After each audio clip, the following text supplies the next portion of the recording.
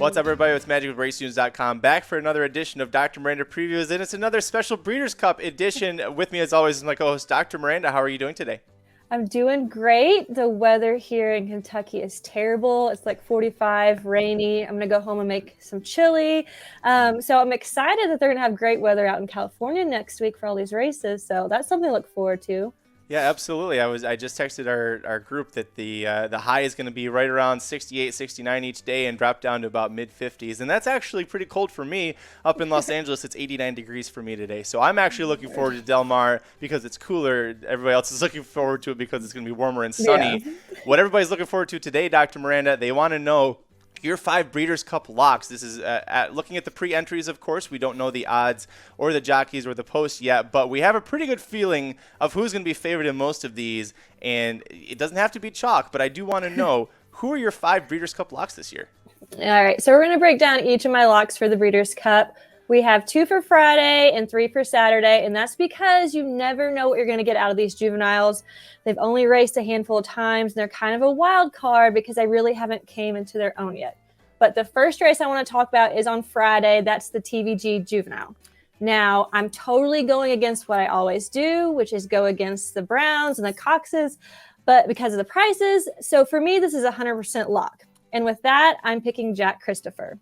This boy is 2 for 2 in his debut at Saratoga. He won by over 8 lengths and most recently won the G1 Champagne Stakes, which a lot of these horses can't say they've won a G1. There are a few in there. You have Corniche and Pinehurst in the pre-entries, but I think he is just so much better. He is the only one in the field that has over 100 Beyer.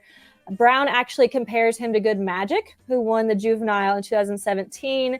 And out of Brown's 15 Breeders' Cup winners, 7 have been from juveniles. So I think he knows what he's doing. The 2 turns is going to make a lot of people question his ability.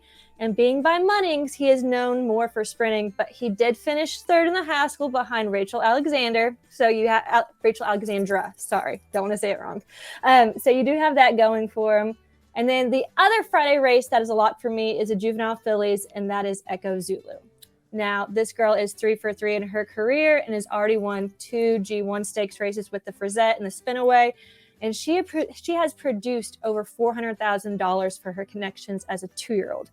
So not too shabby of a resume there. She is a daughter of Gunrunner, and his crop have just been firing. They're doing great this season. Now, the Frizette was an amazing race by her. She went straight to the lead and led the entire way.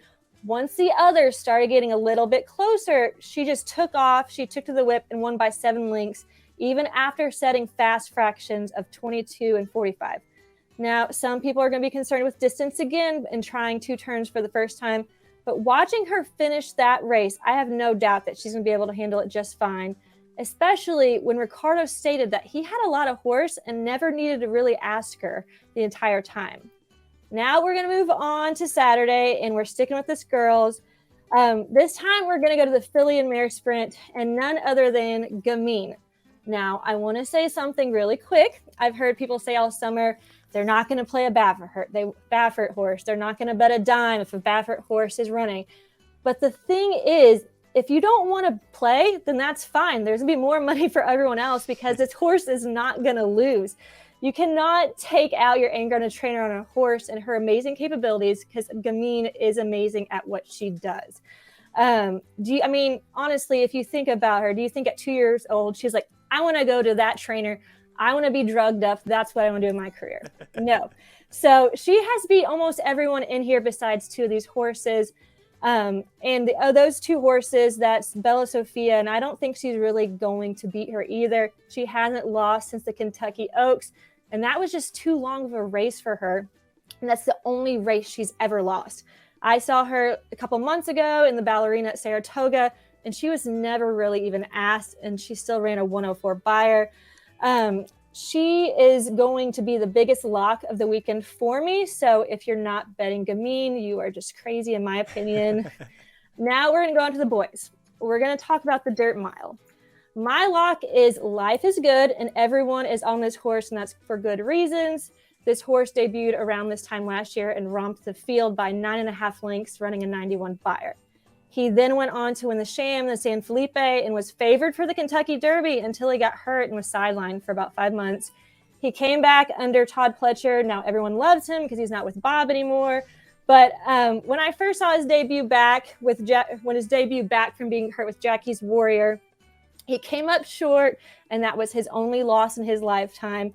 But that was probably the best race I've ever seen. They both grinded it out in that stretch. I mean, he ran a 106 after being off for 5 months. So I don't really think he missed a step the entire way. I don't see him having any issues with this field. I think Ginobili's going to give him a run for his money, but Life is Good is just so much better. All right, and now we're going to go on to the Qatar Racing Sprint. This race is packed with speed. We have some really, really good horses in here, but I'm going to stick with my guns, and we're going to go with Jackie's Warrior.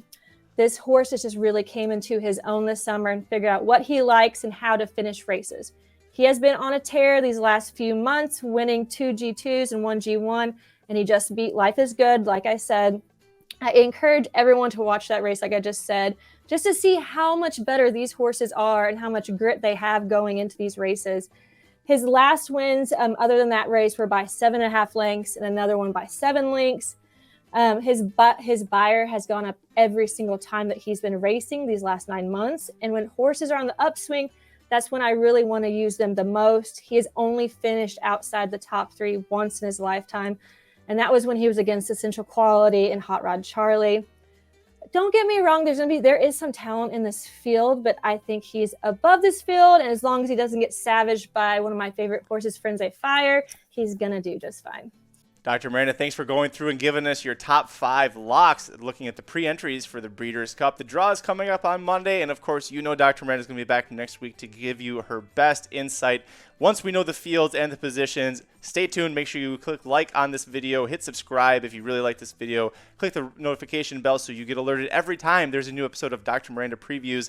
Dr. Miranda, let the folks know at home how they can follow you for all of your tips and insight. At Miranda Bunge.